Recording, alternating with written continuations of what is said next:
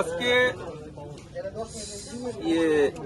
ইয়াপ্রিস কাংবদল anti drugs committee পদ্মবিলের তাদের সহযোগিতায় এবং সিআরপিএফ 71 ব্যাটালিয়ন চাকমাঘাট তাদের ব্রেভো কোম্পানি তাদের সহযোগিতায় আমরা আজকে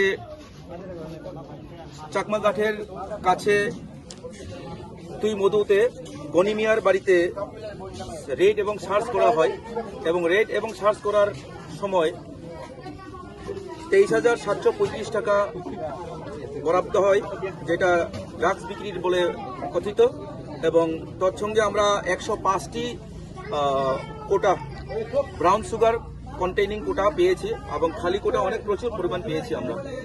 এবং এখন আমরা এটা এনডিপিএস এর এক মতে আমরা একটা নির্দিষ্ট কেস রেজিস্টার করব। ধন্যবাদ।